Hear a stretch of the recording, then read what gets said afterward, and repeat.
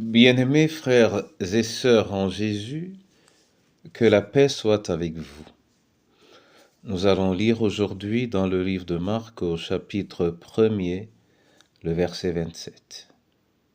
Avant la lecture, nous chantons le 45 dans Sur les ailes de la foi, quand le vol de la tempête.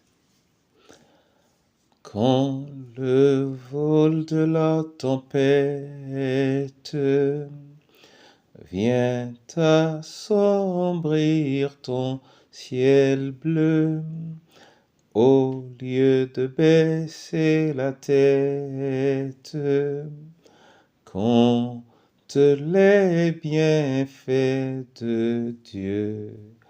Compte les bienfaits de Dieu, mets-les tous devant tes yeux.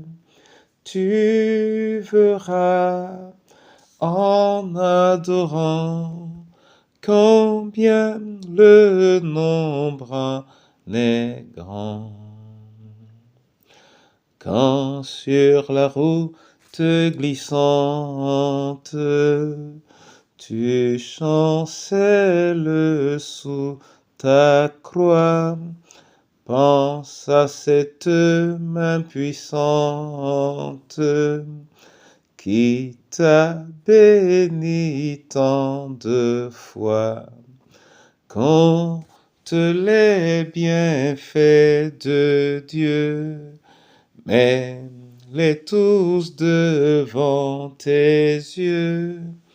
Tu verras en adorant combien le nombre en est grand.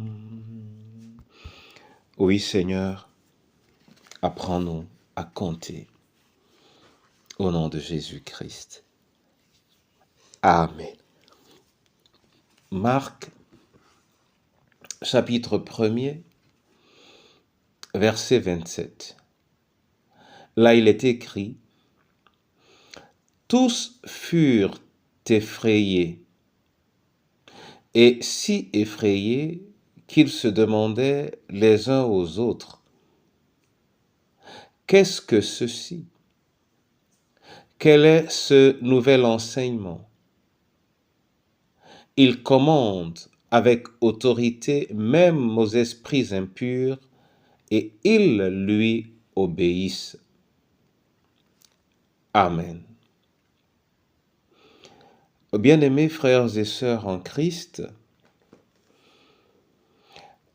l'entourage de Jésus est étonné de ce qu'il commande aux esprits impurs, et ces esprits lui obéissent.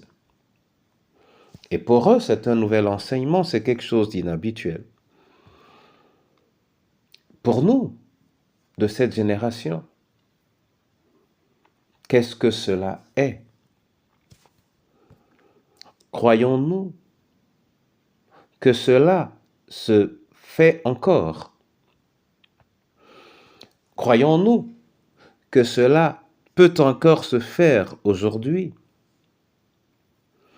Et pour que cela se fasse, que faut-il avoir comme attitude? Mon frère et ma sœur, en tant que chrétiens, s'il y a encore des disciples de Christ, c'est quelque chose qui doit s'opérer, non pas de manière concurrentielle, mais pour manifester l'autorité du Seigneur. Mais pour que cela puisse se faire, il faut que cela soit recherché sans le moindre esprit d'orgueil et sans le moindre élan égoïste. Cela est simple. Si je veux qu'aujourd'hui encore les esprits mauvais obéissent au Seigneur, je ne vais pas prier essentiellement pour que moi, je sois capable de le faire, mais que cela s'opère encore. Et je me mettrai donc à le demander à l'Éternel, qui, par la bouche de Jésus, a dit « Je suis le même hier, aujourd'hui et éternellement ». Que le Seigneur nous accorde la grâce de vivre la manifestation de sa présence dans notre génération, dans notre environnement, dans notre église locale, dans notre famille, au nom de Jésus-Christ. Amen. Je veux te bénir, Seigneur, pour ton amour. Et je veux te dire merci pour ta présence. Merci pour cette parole.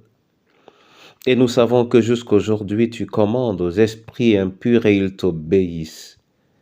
Seigneur, que cela soit manifeste dans nos familles. Nous savons que jusqu'à ce jour, tu agis. Aide-nous à en être conscients, mais surtout à rechercher ton action au nom de Jésus-Christ. Entre tes mains, la veuve, l'orphelin, entre tes mains, le malade et le prisonnier, entre tes mains, le scellé et l'abandonné, entre tes mains, le parent qui a perdu un enfant, entre tes mains, chacune de nos familles, entre tes mains, notre pays, Seigneur, entre tes mains, chacune des autorités, entre tes mains, ton Église, Seigneur, ton Église, que ton œuvre et demeure réelle et actuelle au nom de Jésus-Christ. Amen.